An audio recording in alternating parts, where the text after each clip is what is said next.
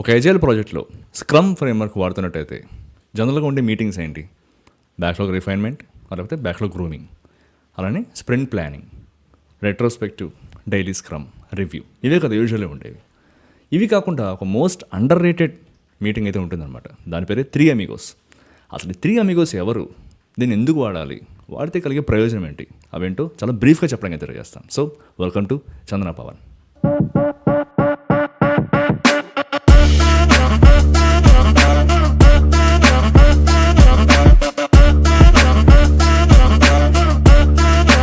అసలు 3 Amigos session అంటే ఏంటి?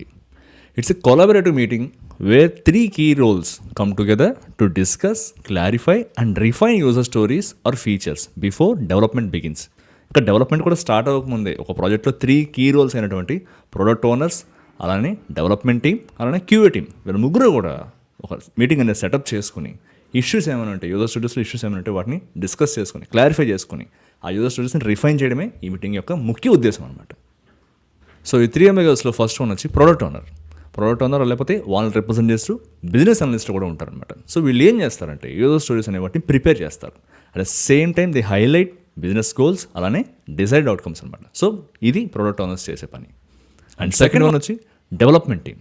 సో వీళ్ళు ఏం చేస్తారు, ప్రపోజ్ చేసిన సొల్యూషన్ టెక్నికల్గా ఎలా బిల్డ్ చేస్తాము, ఏదైనా ఫీజిబిలిటీ ఉందా, టెక్నికల్ ఫీజిబిలిటీ ఏమైనా ఉందా, లేకపోతే ఏమైనా ఇష్యూస్ ఉన్నాయా, ఇలాంటి టెక్నికల్ ఇంప్లిమెంటేషన్ డీటెయిల్స్ అన్ని కూడా వీళ్ళు డిస్కస్ చేస్తారు. సో థర్డ్ వన్ వచ్చి క్యూఏ టీమ్ ఏం చేస్తుంది, QA team asks questions to ensure that the acceptance criteria are testable and clear.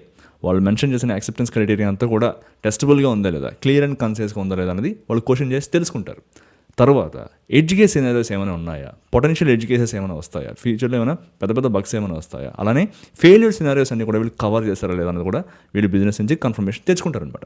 So ఇది ఈ 3 Amigos సెషన్ని కండక్ట్ చేయడం ద్వారా పొటెన్షియల్ రిస్క్స్, అది టెక్నికల్గా కానీ, బిజినెస్ పరంగా కానీ, లేకపోతే టెస్టింగ్లో కానీ ఏదైనా పొటెన్షియల్గా ఇష్యూస్ రైజ్ అవ్వచ్చు అన్న వాటన్నింటి కూడా ముందే డిస్కస్ చేసుకుంటారనమాట.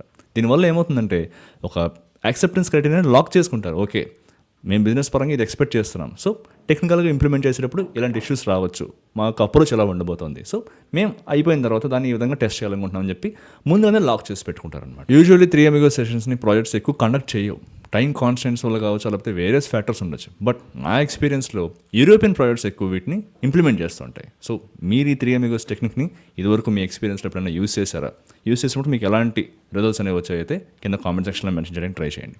మరో వీడియోలో మళ్ళీ కలుసుకుందాం. అంతవరకు టేక్ కేర్, బాయ్.